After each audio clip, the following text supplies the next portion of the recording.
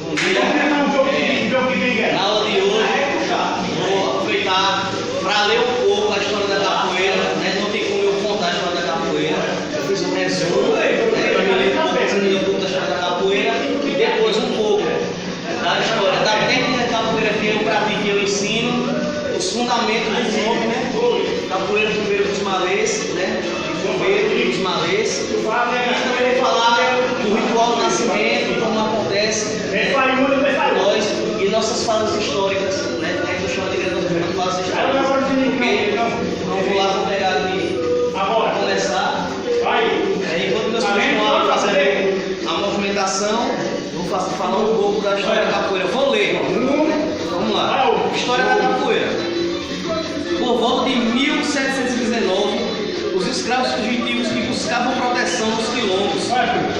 Quilombo é uma espécie de forte. Criaram uma luta para se defender dos brancos, inspirado nos movimentos dos animais. Os escravos adaptaram alguns golpes, como o pulo do macaco, o bote do lobo, a cabeçada do touro, o coice do cavalo, a mecânica humana.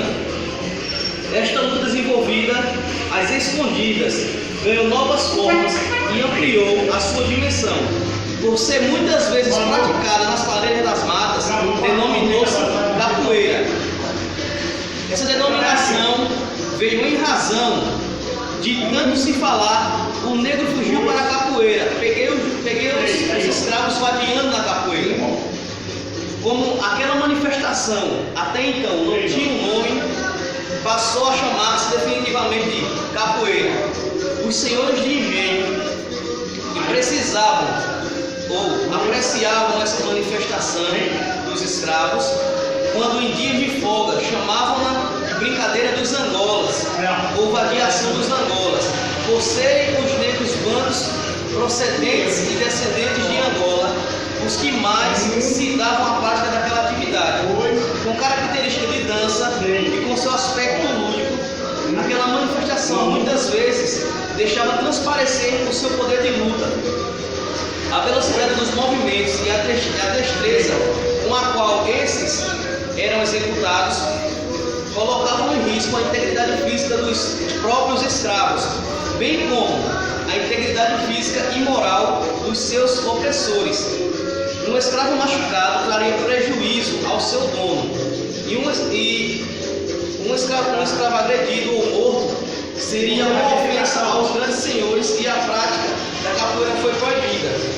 Lembrando que o quilombo, né, como aconteceu no começo aqui, a gente não sabe o que era uma espécie de refúgio, né?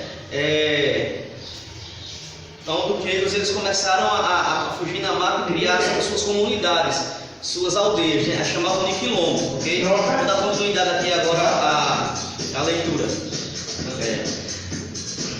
Pela manutenção de sua luta, utilizavam um dos seus instrumentos musicais para dar o alarme. Um pouco distante da roda dos capoeiras ficava um tocador de berimbau no alto de um monte, de onde poderia se avisar a aproximação do senhor de engenho. Assim era dado o sinal de alerta, através de um toque específico chamado por eles de aviso, que hoje a gente chama de cavalaria, né?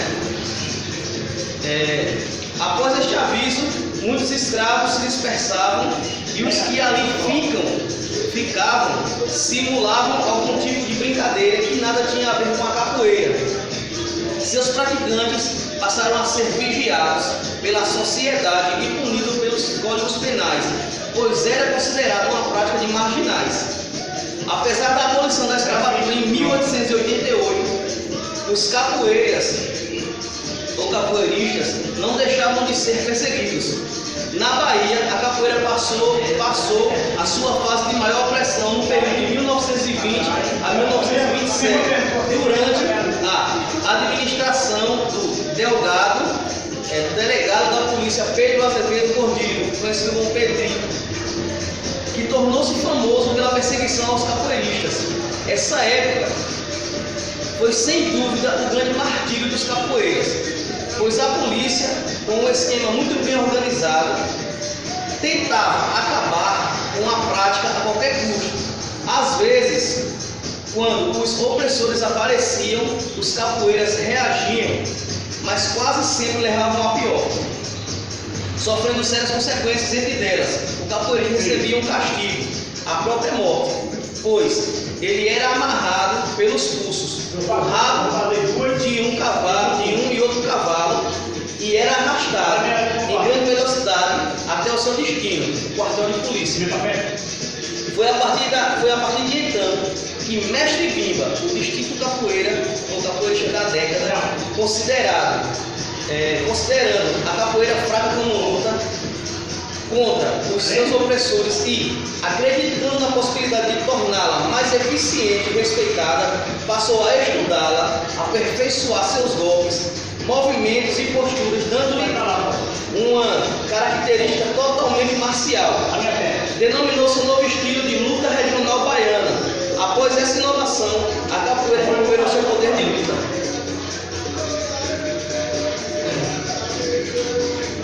Voltando a ser temida e respeitada, não apenas pelos seus opressores, como também pelos capoeiristas do antigo estilo, que hoje se chama Angola. Sua maior aceitação, crescimento e modernização, a capoeira deve a Mestre Bimba, sistematizador do estilo regional, fundador da primeira academia com autorização oficial, obtida em 9 de julho de 1937, a partir de quando ela recebe o seu devido reconhecimento, sendo registrada pelo governo como instrumento de educação física. Existem 2 estilos de capoeira, né? Eu vou falar um pouco aqui sobre cada um, está bem resumido mesmo, bem resumido, tá certo? Para que vocês, quando assistirem esse vídeo, verem como é importante a capoeira. Deixando claro que o que eu estou lendo aqui, que eu resumi aqui, passei no papel, não é verdade absoluta, é uma verdade contada pelos capoeiros, certo? Então não significa que o que eu estou lendo, o que eu estou passando para vocês, seja a mais pura verdade, pois na capoeira existem várias verdades e todas elas são verdadeiras, tá certo? Isso é apenas uma de várias histórias da capoeira, tanto de um estilo como de outro, e como a história da capoeira. Por isso vocês estão vendo que está bem resumido, ok? Vamos lá. Como eu disse, né? Considerando dois como sendo os mais importantes, Angola e regional. Vamos ler um pouquinho a capoeira Angola.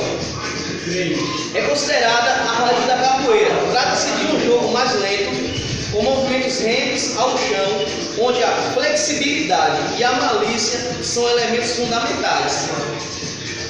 Nesse jogo, o capoeira tem a chance de usar toda a criatividade e sensibilidade. Seu principal objetivo não é atingir o seu companheiro, e sim conduzir um jogo de golpes e contra-golpes, promovendo assim o seu bom andamento. Um dos mais belos recursos da capoeira Angola é a chamada, que é uma tradição não existente na capoeira regional. Ou seja, a chamada é um movimento que se faz principalmente na capoeira de Angola, dentro da roda, que não existe na capoeira regional. Trata-se de um diálogo de movimentos entre 2 jogadores, onde a atenção, conhecimento, malícia e reflexo são testados, e é uma forma dos jogadores onde a atenção, conhecimento, malícia e reflexo são testados, como eu já disse. E é uma forma dos jogadores retornarem o fôlego. Existem 3 formas de chamadas: frente, lado e costas, tá certo? Procedimento, né? Um dos jogadores se imobiliza fazendo a chamada, o outro leve e elegante se aproxima, marcando os pontos de possível ataque, leves e descontraídos, mas sempre atentos, caminhando para lá e para cá, como se estivessem apenas dando uma pausa para a respiração. Consideramos o grande mestre Vicente Ferreira Pastinha, ou Mestre Pastinha, como uma figura de maior destaque da capoeira Angola. E na capoeira Angola, Mestre Pastinha sempre dizia: a capoeira deve ser ensinada sem força e com naturalidade e aproveitamento, e aproveitando e com aproveitamento de gestos livres e próprios de cada um. chamada de Angola. Alguns movimentos da capoeira Angola, né, bem resumido, gente, tá bem resumido mesmo. Bem resumido, que é para vocês, para não levar muito tempo, tá certo? E vocês entenderem um pouco da história da capoeira. Meia lua de compasso e resistência saindo na rasteira. Né? Seria uma movimentação fazendo duplas. Só que agora a gente não vai poder fazer. Outro dia, outra oportunidade da professora da aula mostrando isso. Né? Apesar de eu não ser capoeira Angola, eu sou apenas um capoeira. Eu falei agora, meia lua de compasso, resistência, rasteira, parada de cabeça, AU, rente ao chão. Né? Vamos falar um pouquinho agora da capoeira regional, certo? Tá resumido, certo? Mas vamos lá. Como eu disse, está tudo bem resumido. A capoeira regional. Esse estilo foi criado por Mestre Bimba, né? Manuel dos Reis Machado, né? Como Mestre Bimba, que dividiu a capoeira em dois estilos. Foi a partir da criação da capoeira regional que surgiu a denominação de capoeira de Angola, sendo outro estilo. Até então era chamado de brincadeira dos Angolas. O que caracteriza a capoeira regional são as suas sequências de ensino de ataque e defesa e contra-ataque com movimentos mais objetivos e eficientes. Bem rápido. Dá para vocês entenderem aqui que eu fiz uma lida bem rapidinha da capoeira regional e deixa bem claro que antes de existir a denominação capoeira regional ou luta regional baiana, não existia esse negócio de capoeira de Angola, certo? Era chamado de capoeira ou brincadeira dos Angolas, certo? Depois que o Mestre Bimba criou a luta regional baiana, que passou a ser chamada de capoeira regional, foi que se denominou o estilo como capoeira de Angola, beleza? Vamos lá começar agora dar o texto. Vamos falar agora de tradição, arte e cultura. Vamos falar um pouco bem resumido sempre de tudo, certo? Vamos lá. Para se formar a roda, um círculo de pessoas delimita a área do jogo de capoeira, pois dois capoeiras se aproximam e se agacham diante dos instrumentos, jogando no seu ritmo. Na maioria das academias, a roda é formada por 3 berimbaus, um pandeiro e um atabaque. Os demais capoeiristas ficam sentados, formando um círculo, respondendo em coro e batendo palmas. Geralmente, a roda é iniciada em ritmo de Angola com uma ladainha. A dupla que irá jogar agacha-se e ouve atentamente até ser dado o canto de entrada, ou ainda a declinação do berimbau entre os dois capoeiristas. Aí então, os jogadores se benzem, cumprimentam-se e iniciam o jogo dirigindo-se ao centro da roda. A roda na academia, ou como nós chamamos aqui no quilombo, no nosso quilombo, deve ser feita pelo menos uma vez por semana. É a oportunidade de colocar à prática o que se aprendeu durante a semana e aprender novas técnicas e também de ensinar. Deve ser ainda um momento de confraternização com os colegas da academia e capoeiristas visitantes. Então, como você entendeu o que eu falei aqui no começo, algumas academias, né, hoje, na mais modernidade da capoeira, são 3 birimbaus, um pandeiro, um atabaque, às vezes a gente coloca um agogô, um recorré, né? Deixando claro que na capoeira regional de Mestre Bimba era apenas um birimbau no centro e um pandeiro de cada lado, tá certo? Era um birimbau e 2 pandeiros. Aqui a gente já fala de tradição, a gente está falando da capoeira mais moderna, né? Como algumas pessoas chamam, capoeira contemporânea ou capoeira estilizada, né? Vamos lá, vou continuar a leitura só para você entender. A música na capoeira, para a gente encerrar aqui, tá certo? Nas rodas são cantadas as proezas e os prazeres dos jogadores. É essa magnífica expressão que estimula, desperta e dá energia para os movimentos que o jogo exige. Os instrumentos dão a vida à capoeira e é também uma forma de quem está neles fazer brincadeiras sadias com quem joga. Existem vários tipos de música de capoeira, certo? São muitas, muito mesmo. Por exemplo, a gente tem, quando o jogo está um pouco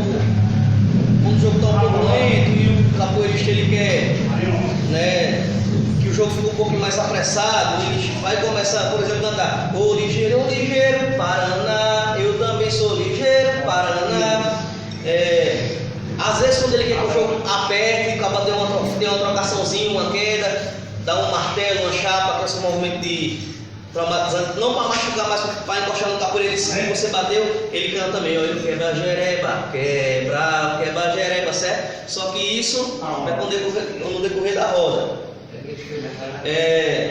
Às vezes, né, quando você jogando com capoeira, ele leva uma queda e reclama, aí o cara quer mexer com ele, aí vai lá e canta, o menino chorou, o menino chorou, certo? Isso é uma forma de você mostrar a ele que ele tem que ter mais espírito esportivo, saber que nem sempre se define em ganhar e ser o melhor, né? Um dia a gente derruba, outro dia a gente cai.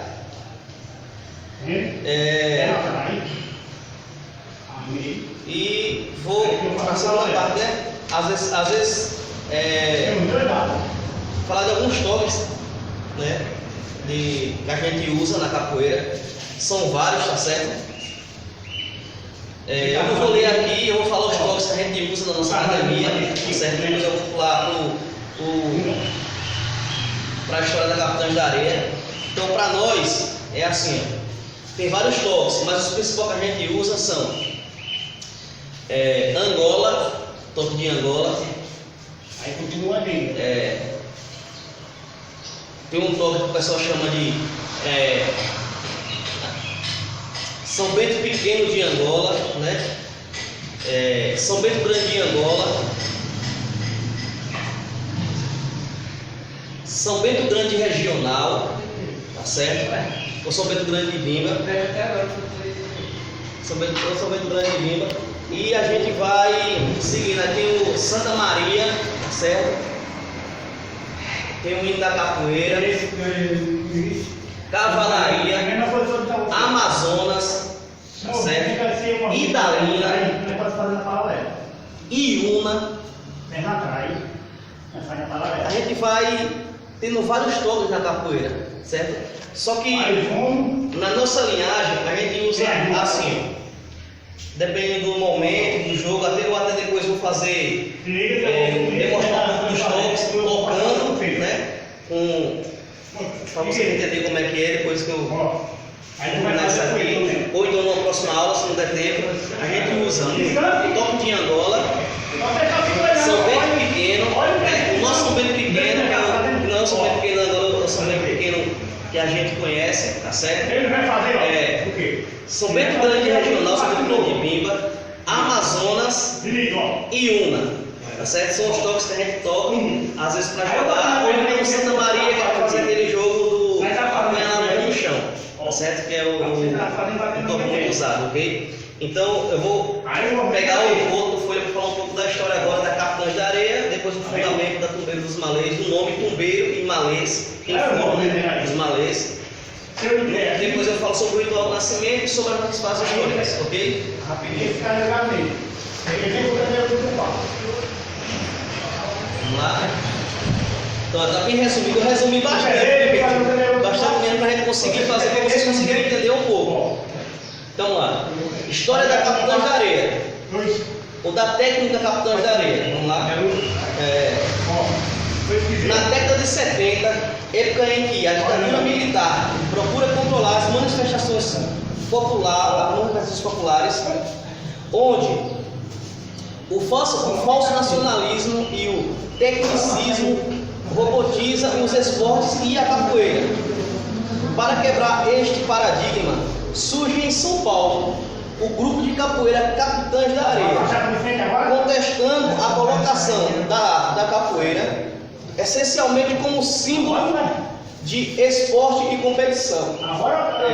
Fundado por Almir das Areias, hoje conhecido como Anande das Areias, o mestre Anande das Areias, reunindo os mestres Demir, Valdir, Baiano e Carioca, Demir, Valdir, Baiano, Carioca e Pessoa, que não aceitaram esta descaracterização imposta à capoeiragem, alegando que esta capoeira esporte deixava de lado todos os outros conjuntos de expressões que ela consequentemente representa. Vamos lá. Mestre Anande começa a capoeira em sua terra natal Itabuna, com o mestre Luiz Medicina, aluno do mestre Suassuna. Eles contam que mestre Anande era um verdadeiro encrenqueiro e desordeiro em sua cidade, sendo conhecido popularmente como Cabelo Doido, sem perspectivas na sua região. Mestre Anande, já um aluno intermediário em capoeira, resolve migrar para São Paulo em busca de melhores condições. Chegando em São Paulo, procura a academia de mestre Suassuna, já estabelecido no bairro de Santa Cecília. Assim, mestre Anande passa a treinar e se formar com o mestre Suassuna. Ao discordar de mestre Suassuna em muitos aspectos, mestre Anande inaugura o seu próprio trabalho, localizado no bairro Operário do Brás. Porém, outras séries foram abertas, uma na Rua Figueira e outra na Rua Vitória Camilo. Seu trabalho foi fundamentado através de pesquisas teóricas e práticas, além de investigações históricas da capoeira e de um aprimoramento técnico da luta. Mestre Anande teve a percepção que a capoeira precisava de um aprimoramento técnico. Este incidente ocorreu quando jogava em uma roda e esquivou para o lado contrário ao que vinha o movimento, tendo o seu braço quebrado, ao ser atingido por uma meia-lua de compasso. Certeira, né? Viu? Certeira e quebrou. Assim criou seu método baseando nas defesas, priorizando a esquiva e a defesa para o lado que o golpe, para o lado que vai o golpe, e exigindo a aproximação dos jogadores. O mestre consegue materializar de forma eficaz a criação da sua técnica e ideias em um de seus discípulos, o seu irmão de sangue, mestre Demir, né? Foi com quem ele conseguiu materializar e realmente afirmar um novo estilo, uma nova técnica, né? E foi o seu irmão de sangue, foi o mestre Demir. A exigência do mestre Demir foi enorme, pois o mestre Anande tinha que afirmar a sua capacidade como mestre, revelando para a comunidade capoeirista de São Paulo a sua criação. O mestre Demir tornou-se a mais pura tradução da técnica da cantareira e um dos capoeiristas mais temidos e técnicos da sua época. Logo após, surgem outros formados do mestre, também exímios capoeiristas: mestre Valdir, mestre Baiano, mestre Carioca e mestre Pessoa. Em decorrência das pesquisas históricas, foi elaborado um sistema próprio de graduação, baseado nas transformações sociais sofridas pelo negro durante a escravidão. Eram usados como forma de graduação correntes, cordas e lenço de seda, procurando representar a graduação com símbolos da opressão branca e da resistência negra. Desta forma, os capitães contestavam o sistema adotado pela Federação Paulista de Capoeira, que utilizava de forma ingênua as cores da bandeira nacional para identificar as graduações. Esta onda de civismo era imposta não somente à capoeira, mas em toda a sociedade. Assim, os militares usavam este sentimento patriótico do povo para justificar o seu autoritarismo, né? Para fundamentar ainda mais a sua proposta, o grupo tem a colaboração de alguns intelectuais e professores universitários que colaboraram na empreitada política, intelectual e técnica do grupo. Estes profissionais atuavam como consultores, estruturando em conjunto o curso de capoeira da academia. Dentre os consultores estavam presentes Miroel Silveira, professor de teatro brasileiro na Escola de Comunicação de Artes da Universidade de São Paulo, jornalista, escritor, dramaturgo, ator, diretor, professor, programador, redator, consultor literário, correspondente e crítico teatral, membro de comissão julgadoras, pesquisador, teatrólogo, diretor, tradutor, adaptador de romances, roteirista e ator de músicas. Nabu San atuou como técnico esportivo, estruturando o treinamento físico do curso, a coreógrafa Yolanda Amadei, antropólogo Roberto Borghetti de Almeida e o médico Luiz Carlos Batarello.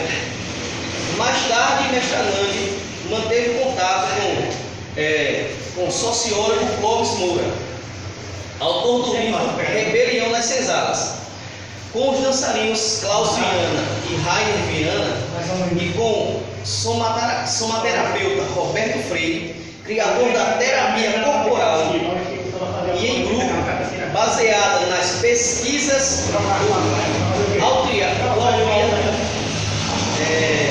Wilmer Reich, buscando o bloqueio da criatividade, os conceitos de organização vital, da gestalterapia e estudos sobre a comunicação humana, da antipsiquiatria e a capoeira.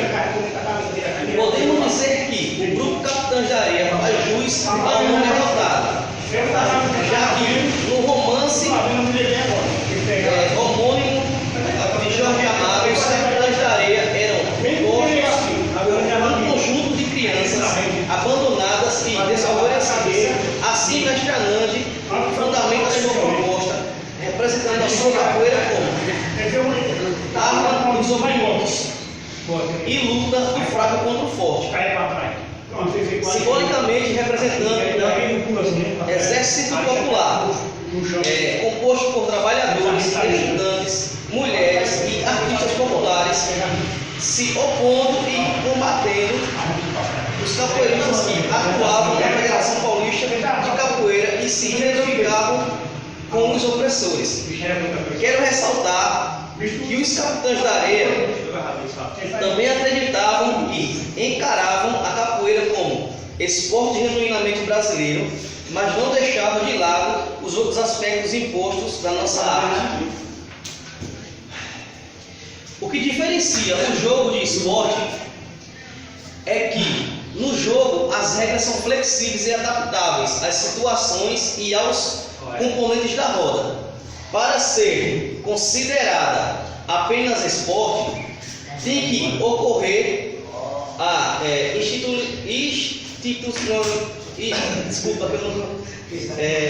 institucionalização de regras para a prática, definindo diâmetro de roda, tempo para jogo, pontuação e etc.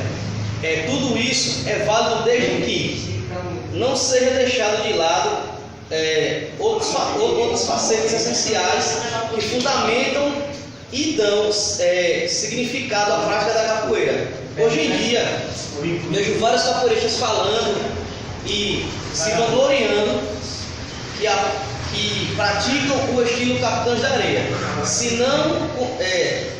e não conhecem o seu fundamento. A técnica Capitães da Areia, como prefiro chamar, foi apenas a materialização física de uma necessidade natural de liberdade e autonomia do capoeirista, gerando um desenvolvimento e um aperfeiçoamento técnico, visando a sobrevivência e afirmação dos verdadeiros valores da cultura popular em um ambiente político de massificação e opressão.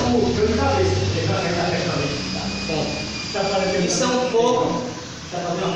é um pouco da história de como começou a nossa técnica, o nosso tipo de capoeira, da nossa prática de jogar capoeira e ensinar que é a técnica Capitães da Areia, certo?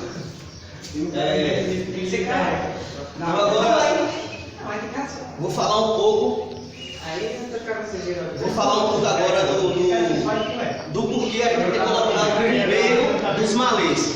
O que quer dizer tumbeiro e o que quer dizer malê, tá certo? E também vou falar um pouco sobre um ritual que a gente tem que se chama ritual do nascimento, certo? Na nossa casa nós não temos batizado em capoeira, nós temos o nascimento do capoeira, ok? Então vou começar aqui, ó. Fundamento do nome tumbeiro dos malês. Tumbeiro, primeiramente tumbeiro que era, né? Tumbeiro era o nome dado a um tipo de navio de pequeno porte que fazia o tráfico de escravos da África para o Brasil, na época da colonização. Eram assim chamados, pois no trajeto metade dos viajantes morriam devido às péssimas condições, certo? Isso é bem resumido a história do que é um tumbeiro, né? Vamos falar um pouco agora do que é malê ou malês, ou quem foram, né?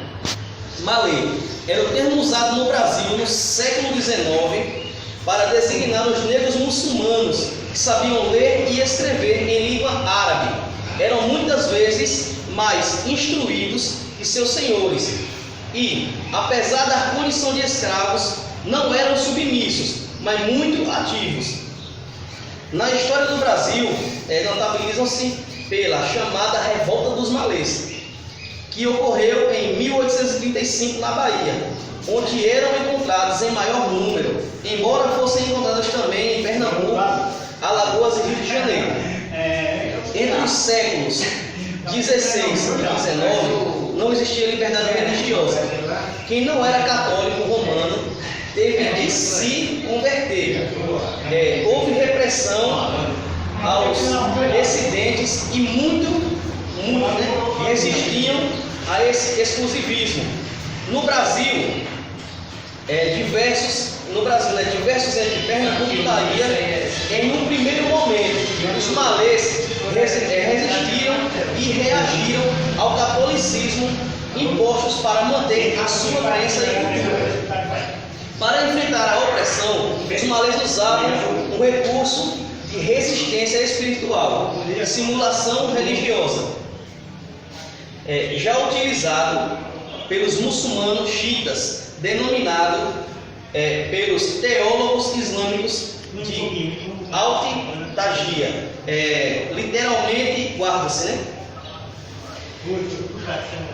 Vendidos como escravos pelos vendedores em guerras locais, principalmente a Gilad, declarada em 1804 pelo Sheikh Usman Danfodio em 1754 e 1817, líder islâmico fulano, contra os alças.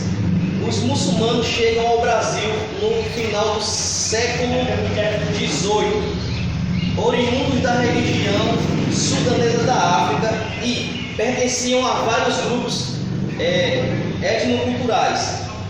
No Brasil, todos ficaram reconhecidos genericamente como malês ou muçulmirim. Apesar de convertidos ao catolicismo, continuaram a praticar ocultamente as suas crenças ancestrais. Os malês possuíam um nível cultural superior se comparados, né, aos brasileiros da época. Eram bilíngues e alfabetizados em árabe, inconformados com a condição de escravos, articularam vários levantes que desaguaram no maior deles durante o Ramadã, mês de jejum islâmico, né, em Salvador, em 1835. Descobertos por uma patrulha militar, na noite anterior, o confronto foi antecipado. Os malês sofreram pesadas baixas nas ruas de Salvador. Eram inferiores em números e em organização bélica. Eles lutavam pela condição de homens livres e pretendiam um governo próprio. Lutavam contra o Estado e a hostilidade até mesmo de outros escravos. Derrotados, muitos voltaram deportados para ajudar a atuar bem, né? Onde foram recebidos por Francisco Félix de Souza em 1654 a 1849, traficante de escravos que abastecia o mercado brasileiro. Dos que ficaram no Brasil, uns migraram para o Rio de Janeiro, outros permaneceram em Salvador, hostilizados e imersos na população afrodescendente. Começaram a perder a sua identidade e a adquirir novos costumes e crenças em Salvador. Em Salvador, os malês, pós-levante, exerciam atividades de marceneiros, pedreiros, professores,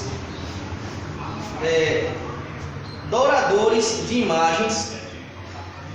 Houve até um deputado e conselheiro do Império, o médico baiano Salustiano Ferreira Souza, entre 1814 e 1867, que, ao falecer, foi enterrado com os rituais de seu grupo.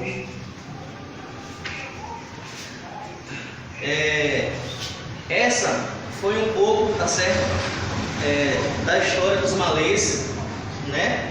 E do tumbeiro, que era o tumbeiro e quem foram os malês, para você entender o porquê a gente adotou esse nome. Não só por causa disso, certo? Porque meu mestre, né? Meu mestre chama Mestre Ocan, né? Presidente e fundador do Centro Cultural de Capoeira Filhos de Malê, Carapicuíba, São Paulo, né, Bijó? Filhos de Malê, né?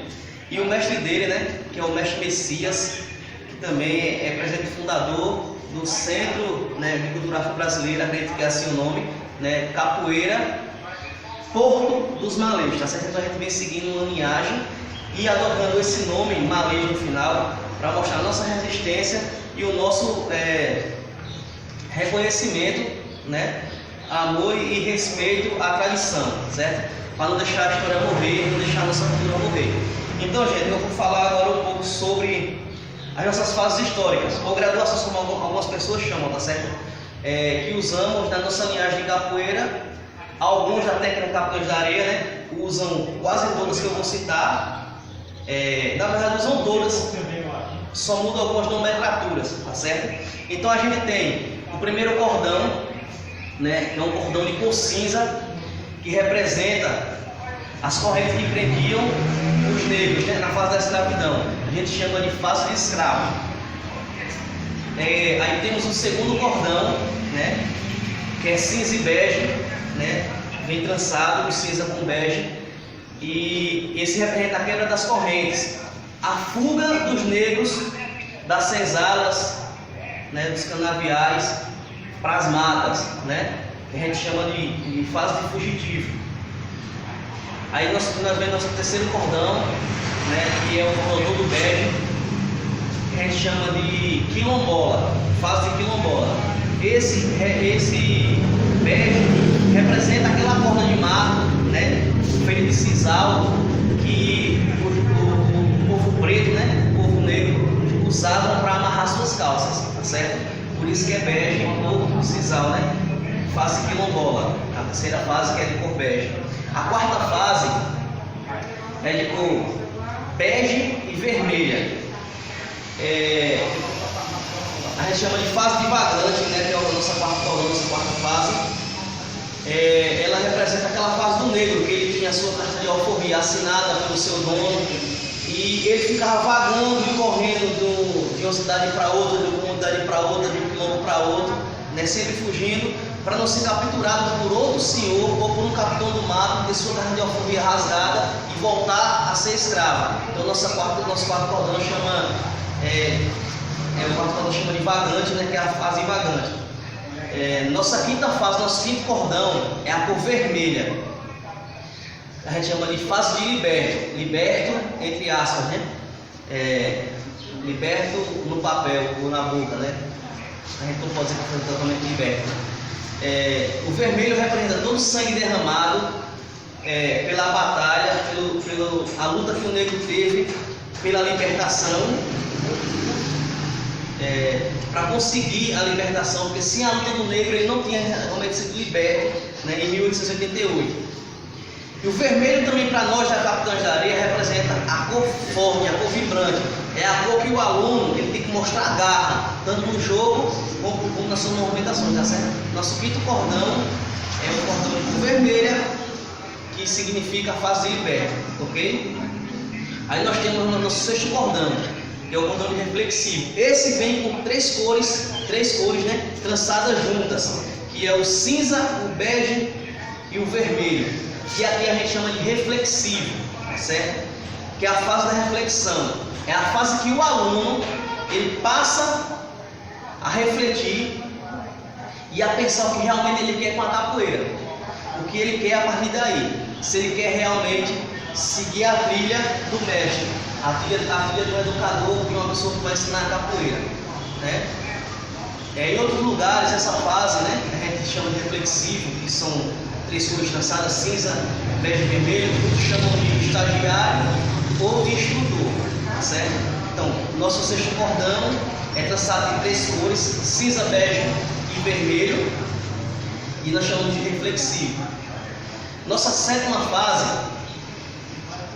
são traçadas de quatro cores, cinza, bege, vermelho e branco, também vindo com fio branco nessa cor. A gente chama de livre. Esse está livre de espírito, livre para voar, livre para começar a passar seus ensinamentos adiante, para ensinar a capoeira, se ele quiser, né? Se ele não quiser, a gente não pode obrigar, né? Mas ele já está livre para voar. Ele é um formado em capoeira, um professor em capoeira, ele é um formado, tá certo? O branco, eu costumo dizer e ensinar que vem o cinza, o bege, o vermelho e o branco, no cordão de livre, né? Que é o cordão, né, de formado, o cara já está formado. O branco ele representando já a busca do conhecimento, tá certo? Quanto mais branco, mais conhecimento ele tem que buscar, ok? Para se tornar um livre, a gente costuma dizer que ele tem que ter uma caminhada na capoeira, né? Não tem aquela pausa, é no mínimo 8, 9 anos de prática, tá certo? Nossa oitava fase, certo? É um cordão de duas cores trançadas assim, branco e vermelho, tem mais branco que vermelho, tá certo? É a fase de capitão da areia. Por que capitão da areia? Representando a técnica que a gente pratica capitães da areia e o mestre Amandi das Areias, quem ampliou. Esse título de capitão da areia, quem introduziu, quem colocou, que atualmente alguns anos não se usava, foi o meu mestre, o mestre Ocano, né? Que através de conversa com o mestre Amandi, falou da sua ideia e ele resolveu fazer essa homenagem dentro da Filhos de Malê, nessa fase, do vermelho e branco, na oitava fase, que se chamou de capitão da areia. Ou um professor de capoeira, tá certo? E em outros lugares, né? Um professor formado de capoeira. Ou contramestre, como muitos chamam, tá certo? Para se tornar um capitão da areia, para nós, ele tem que ter uma caminhada muito mais pesada, muito mais rígida. Ele tem que formar um aluno, pelo menos um, no seu início, pegar ele lá, no comecinho, ele passar por todas as fases, escravo, fugitivo, quilombola, vagante, liberto, reflexivo, e quando ele chegar a livre, aí é que a pessoa se torna um capitão da areia, certo? Vamos para a nossa última fase, que é o cordão todo branco, né? Enfim, a fase que a maioria dos capoeiristas almejam, que é a fase do mestre, a graduação de mestre, né? Mestre, cordão branco. Para nós, o mestre, ele tem que entender duas coisas. Ele não é o melhor, ele não é o dono da razão, e nem é o único que pode afirmar o que fala. Ele tem que entender que ele não é o dono da verdade e que agora ele começa a verdadeira busca pelo conhecimento. Para se tornar um mestre, para nós, tem os mesmos critérios para se tornar um capitão da areia. Tem que ter um filho lá do início, junto com ele, lado a lado, sem nunca ter parado, para ele formar o capitão da areia, ou seja, um professor ou contramestre, tá certo? Para ele vir a se tornar mestre. Mas isso tem que ter um tempo na capoeira, tá certo? Existe um mestre de fato, né? Como muitos dizem, aquele mestre que ele é mestre de fato, e o mestre com merecimento, né? O mestre que para nós, o mestre é aquele que já passa os conhecimentos adiante. Ele não é um mestre de fato formado, diplomado, mas ele é um mestre porque ele tem seus discípulos e seus discípulos ou alunos, como chamam, o consideram como mestre. Ok? Então essas são as nossas fases. Agora eu vou falar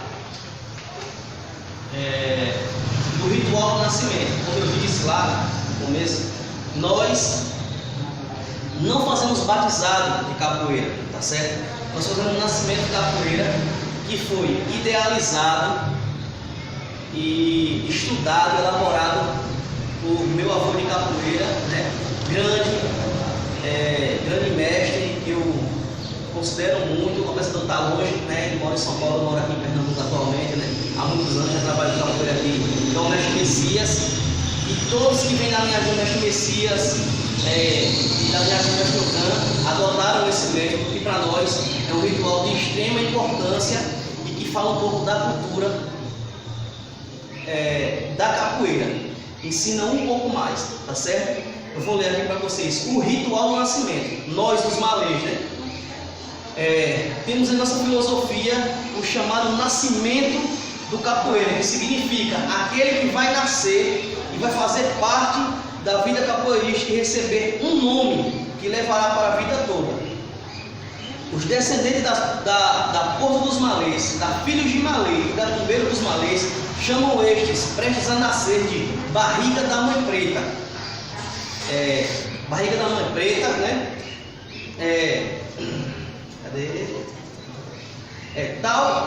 Tal esses, representando as mulheres negras, ou mulheres pretas, né? Que é mais bonito de falar, que eram estupadas nos navios negreiros, ou até mesmo antes de embarcar nos navios para vir para o Brasil, tinham seus companheiros e já estavam grávidas, e aqui foram separados dos seus filhos. O Barriga da Mãe Preta nasce e se torna um escravo, recebendo sua primeira fase, o cordão cinza, que eu falei no começo, que representa a fase de escravo, representa as correntes que prendiam os escravos, recebendo um nome escolhido pelo seu mestre ou pai de capoeira e apresentando a toda a comunidade capoeirista, ou capoeirística, né? Toda essa maravilha é feita através de uma roda de capoeira, tendo uma canção representando esse nascimento. O mestre entra na roda de mão dada com o nascente, ou seu filho de capoeira, né? E ambos conversam um no ouvido do outro. Ao sair da roda, a música troca uma parte da letra e vai nascer, e daí nasceu o capoeira. Esse já tendo em seu corpo o DNA da Capitães da Areia e descendendo direto de Mestre Anante das Areias e sendo um dos malês, né, para nós, né, que seguimos esse ritual. O aluno nascido deverá honrar seu nome, seu mestre, que é seu pai de capoeira, seu quilombo, né, que é o grupo, a família de capoeira que ele carrega, né, a bandeira, sua família capoeirística, e esse terá um caminho longo a trilhar e um nome para ser lembrado. A música do nascimento do capoeira é na nossa versão da Tumbeira dos Malês, né, que fala assim, ó, eu vou usar como exemplo o Oruncó, né, que a gente não fala nome, né, a gente fala Oruncó, nome que vem de Deus, né, que significa do meu filho, né, do meu filho livre desta, nessa canção. Eu vou cantar em capela para você entender que quando vai nascer, os instrumentos estão tocando, o mestre e o aluno ficam agachados ao pé do berimbau e a canção começa assim, ó. Vai nascer um capoeira, vai nascer um capoeira, é semente, é vida, vai brotar. tumbeiro dos malês, seu tumbeiro que vai ensinar, vai nascer. Aí todo mundo responde: ô mestre, me encontra no pó do malê, vai nascer. Ô mestre, me encontra no pó do malê. Enquanto alguém vai responder no coro, eu ou o mestre ou outra pessoa pega na mão do seu filho de capoeira, vai para o centro da roda, ginga, e vai falando no ouvido do outro, fazendo algumas perguntas e aconselhando o outro. Após acontecer isso na roda, volta para o pé do berimbau, se agacha novamente e a gente canta a segunda parte da música que fala assim: ó. Já nasceu capoeira, já nasceu capoeira, momento de alegria, é pra rir, é pra chorar, todo o corpo arrepia. Já nasceu, na paz ou na guerra, deixa dos malês. Já nasceu aí, na paz ou na guerra, deixa dos malês. Todo mundo responde: na paz ou na guerra, deixa dos malês. E aí, a gente, no final da canção, desse ritual, paralisa a roda, amarra a fase do filho na cintura e deixa de ser o barriga da mãe preta, passa a ser um fase de escravo, que é o primeiro cordão, né? Cordão de cor cinza, e daí ele começa a sua trajetória na capoeira para ser um verdadeiro profissional de capoeira, tá certo? E hoje a gente encerra mais uma aula, dessa vez falando um pouco da história da capoeira, um pouco, né, da técnica capoeira de areia, da tumbeira dos malês, tá certo? E das nossas fases históricas que eu tomava como graduação. Meu nome é Osmar Francisco de Souza, mais conhecido na capoeira como Capitão da Areia Tumbeiro, presidente e fundador do Centro Cultural Afro-Brasileiro Família Capoeira Tumbeiro dos Malês, Cupira, Pernambuco. Tá certo? Axé e até a próxima videoaula.